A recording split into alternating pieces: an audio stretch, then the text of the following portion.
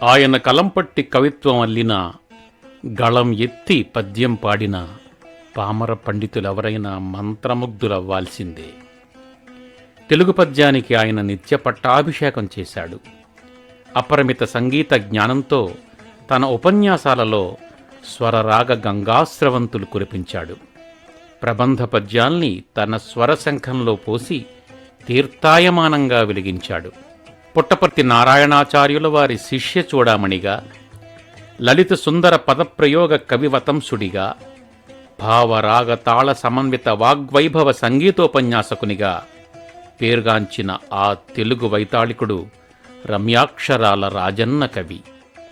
రాయలసీమ గడ్డపై ప్రొద్దుటూరులో పుట్టి ప్రొద్దుటూరు రాజన్న కవిగా సాహితీప్రియుల హృదయసీమల్లో సుస్థిర స్థానాన్ని సంపాదించుకున్న సగబాల రాజన్న 1931 సంవత్సరం జూలై 1వ తేదీన సత్సంప్రదాయ సంపన్నమైన సగబాల వంశాంకురంగా సుకుమార హృదయ సదాచార పూర్ణ దంపతులు శ్రీ చిన్నజమాలప్ప సాలమాంబలకు పుణ్యఫలంగా జన్మించాడు.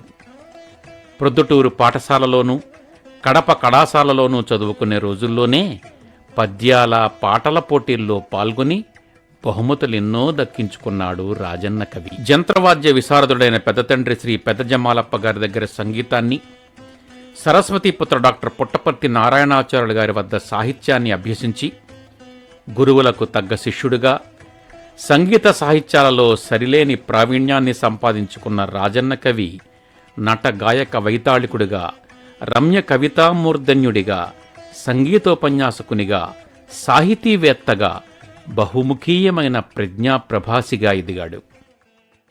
ఆజీవన సహచరిగా సరస్వతీ పాణిగ్రహణం చేసి శ్రీమతి సంపూర్ణ సహకారంతో వృత్తిలోనూ ప్రవృత్తిలోనూ రాణించిన ధన్యజీవి రాజన్న.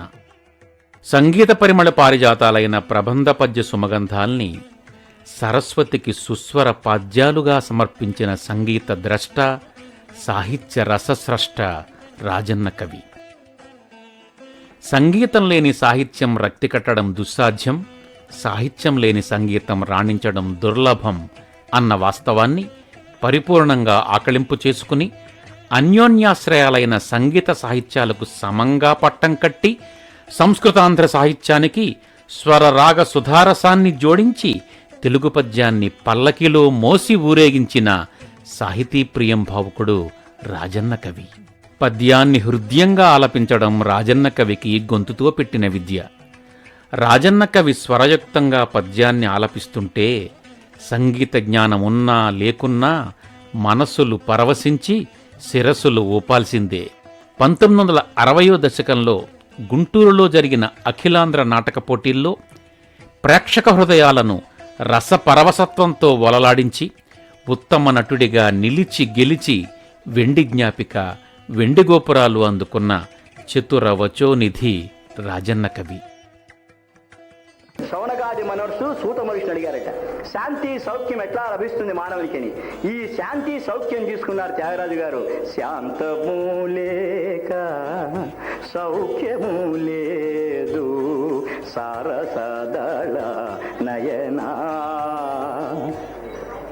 దారసూతులు ధనధాన్యములుండిన, దారసూతులు ధనధాన్యములుండిన, సార్యకు జపతప సంపదలుండిన, శాంతము లేక సౌఖ్యము లేదు సారసదళ నయనా. ఈ పాట నేను పాడుతున్నప్పుడు పోతన్ని ఎంత బాగా భావించి భావించి భావించి వర్జితుడయ్యాయని ఈ పాటలు రాశాడా అనిపిస్తుంది నాకు. పోతన భాగవత నిరంతరం పారాయణం చేస్తుండేవాడు త్యాగరాజు గారు. అందుకే ఆయన అనుప్రాసులు అవన్నీ కూడా ఆయన మనసులో బాగా పట్టాయి.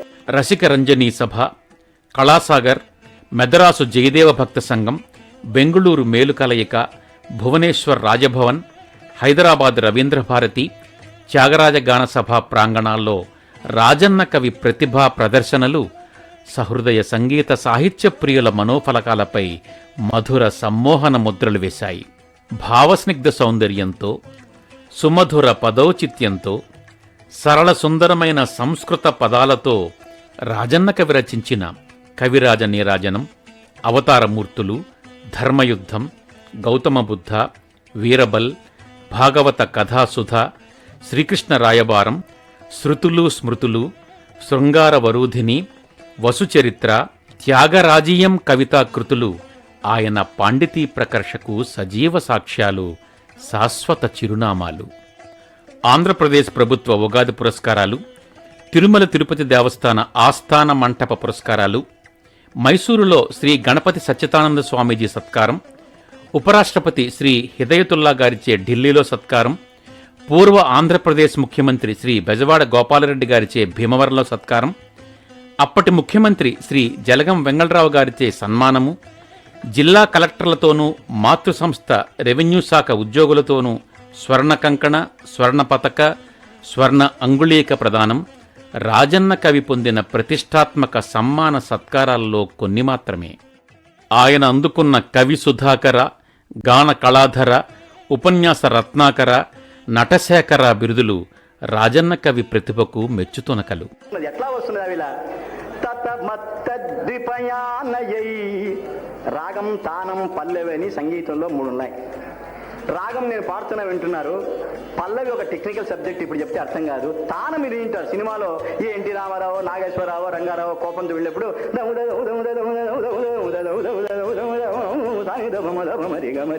అని అంటుంటారు అన్నమాట. అది తానం అంటారు. ఈ పద్యం తానం వాయించినట్లుగా ఉంది అనిపించింది నాకు. తతమత్తద్విపయానయై తతమత్తద్విపయానయై కుచ నిరుంద చోళ సంయానయై. చోళ అంటే ఇప్పుడు చోళి అంటున్నారు మన వాళ్ళు.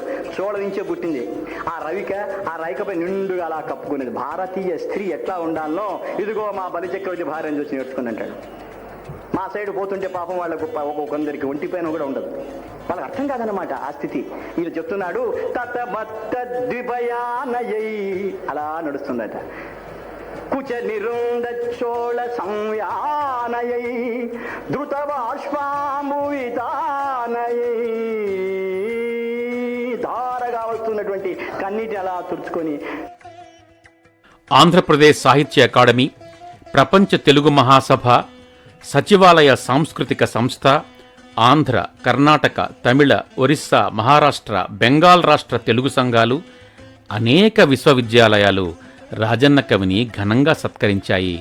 ఆయన ప్రతిభకు విశేష పట్టం కట్టాయి. సంపూర్ణంగా నీవే తప్ప ఇతప్పరం బెరుగా ఆవిడ బలితంపు తందోయి పైదారు కంటి నీరు వగి పైట చెరగున ఒత్తుకొనుచు అవమానమేమి రానగునో ఎటంచు నిట్టూర్పులు జలంగా లోన ఉస్సురనుచు ఒంటి పుట్టంబుతో నుండి కొలువునకేగ పదములాడక తొట్టు అటు వడుచు ఓలగంబున పెద్దలున్నారు ఆ పైన దేవుడున్నాడని వెరపు పోనాడుకొనుచు సభకు తనుజంచి తన్ను చూడజాలక ఒకట తలలు వంచిన పాండునందనులగంచి వనరుచు కురువృద్ధుల వెనక నిలిచి రమకు దీటైన పాంచాల రాజతనయ.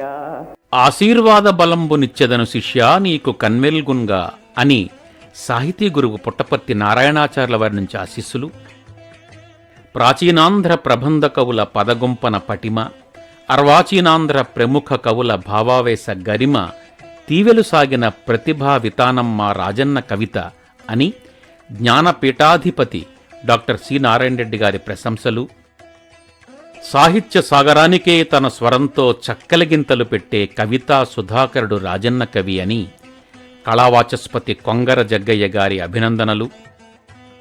కవనగాన కళలు కంఠమ్ములో పారు గంగ యమునలట్లు సంగమించి ప్రముఖ వక్త నేడు రాజన్న కవి గారు పలుకు బడుల ఓప గలడి సభను అని డాక్టర్ నండూరి రామకృష్ణమాచార్యులు గారి మెప్పును.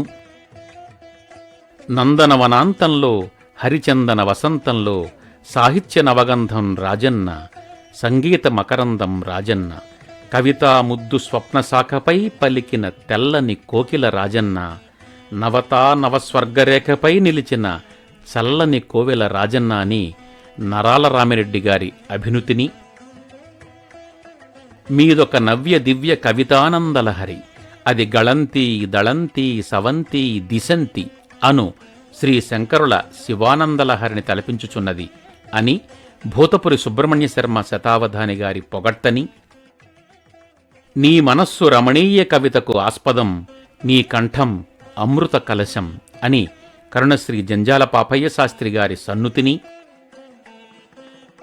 ప్రబంధ వాంగ్మయ భావాంబర వీధిలో విహరిస్తున్న ఒక స్వేచ్ఛా విహంగం మా రాజన్న కవి అని మధునాపంతుల సత్యనారాయణ శాస్త్రి గారి సంస్తుతిని, మీ మూర్తి మధురం, మీ రచన మధురతరం, మీ గానం మధురాతి మధురం అని పూర్వ లోకాయుక్త శ్రీ ఆవుల సాంబశివరావు గారి కొనియాటని పుష్కలంగా పొంది ఆజీవన పర్యంతము వాడవాడలా సంగీత తరంగ సాహిత్య రసధుని మ్రోగించిన ప్రజ్ఞామూర్తి దిగంత కీర్తి రాజన్న కవి పాంచభౌతిక దేహాన్ని విడిచిపెట్టినా ఆ సగబాల కవితా నెలబాలుడి కీర్తిచంద్రికా స్వారస్యం సార్వజనీనమై శాశ్వతమై నిలుస్తుంది. రష్యా ప్రధాని, అమెరికా ప్రధాని, మన ఇండియా ప్రధాని ఈశ్వరుని తపస్సు చేశారు. ఇప్పుడు కాదు, చాలా రోజుల క్రితం తపస్సు చేస్తే ఆయన ఉన్నట్టుండి ప్రత్యక్షమయ్యాడు. ఏమండి రష్యా ప్రధాని మీకేం కావాలి అన్నాడు. నాకేం లేదండి, కావాల్సినటువంటి భూమి ఉన్నది, అనుభవించడానికి జనమే లేరు, మేము మనిషి లేకుండానే చంద్రమండలానికి వెళ్ళొస్తున్నాం, అయ్యయ్యో నా కోరిక లేదండి అన్నారు. మరి ఎందుకయ్యా నువ్వు తపస్సు చేస్తున్నావంటే, అదిగో అమెరికాను సర్వనాశం చేయి, నాకు అంతే చాలన్నాడు. అమెరికా దగ్గరికి వెళ్ళి ఏమండి మీరు తపస్సు చేస్తున్నారన్నాడు. అయ్యో డబ్బు ఉన్నది, జనం ఉన్నది, మనిషితో మేము చంద్రమండలానికి పోయి మళ్ళీ బ్రతికి వస్తున్నాం, మాకు కావాల్సిన విజ్ఞానం ఉన్నది, అయ్యో నా కోరిక లేదు స్వామి అన్నాడు. మరి ఎందుకయ్యా నువ్వు తపస్సు చేస్తున్నావంటే, అదిగో ఆ రష్యాను నామరూపాలు లేకుండా చేయన్నాడు. ఇండియా ప్రధాని ఇప్పుడుగా చాలా రోజుల క్రితం పొరపాటు పడారు. ఏమండి ఇండియా ప్రధాని మీరెందుకు తపస్సు చేస్తున్నారన్నాడు. అంటే అయ్యో దేవతలు కర్మభూమికి దిగిన చోటు, దీనతకు జీవనాడు దిగిన చోటు, పుణ్యములు ఫలించి పుట్టినాం మేము, మా భాగవత రామాయణాన్ని ప్రపంచమంతా పంచుకుంటున్నాయి, మా విజ్ఞానం చాలా గొప్పది, వాళ్ళిద్దరికైనా కోరికలున్నాయేమో, నా కోరిక లేదు, నాకు స్వార్థం లేదు, పరహితమే అన్నారు. స్వార్థం లేదు, పరహితం అంటున్నామండి, ఏం పరహితం ఏమిటి అని అడిగారు. వాళ్ళిద్దరు కోరికలు నెరవేర్చి నాకు అంతే చాలన్నాను.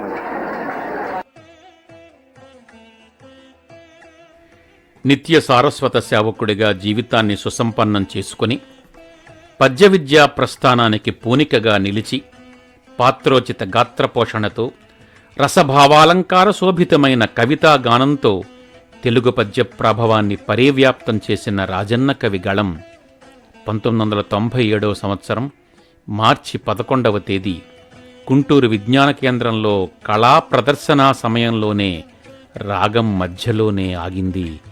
ఆ కళామ తల్లి ఒడిలోనే రాజన్న ఒరిగిన ఆ వైనం ప్రొద్దుటూరు రాజన్న కవి స్వరవరపుత్రుడన్న మాటను సార్థకం చేసింది. ఎంత మానవ రక్తము ఎరులై పారెను తనివి తీరని రాజ్యదాహమునకు, ఎందరెందరు కన్య ఇల్లాండ్రు కూలిరో ప్రియులు చచ్చిన బలిపీఠి మీద. కాపురా పెళ్ళి ఉంటుంది, కాపురానికి వెళ్ళి ఉండదు, ఈలోగా భర్త చనిపోతాడు, ఆవిడను కన్య ఇల్లాలు అంటారు. ఎందరెందరు కన్య ఇల్లాండ్రు కూలిరో ప్రియులు చచ్చిన బలిపీఠి మీద, ఎన్ని కాపురములు మన్నైపోయెనో కరకు రక్కసి ఉక్కు కాళ్ల క్రింద, శోభలెగవోయు జీవన జ్యోతులు ఎన్ని ఆరిపోయెనో ప్రళయ సంగ్రామ ధాటి, యుగ యుగోదయ మానవాభ్యుదయము ఒక్క ఆత్మతృప్తికి దెబ్బతిన్నది కదయ్యా.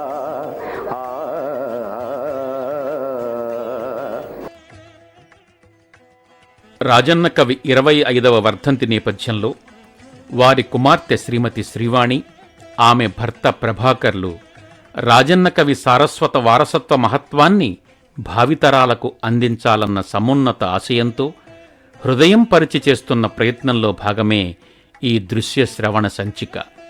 జయంతితే సుకృతినో రససిద్ధా కవీశ్వర, నాస్తి తేషాం యశః కాయే జరామరణజం భయం.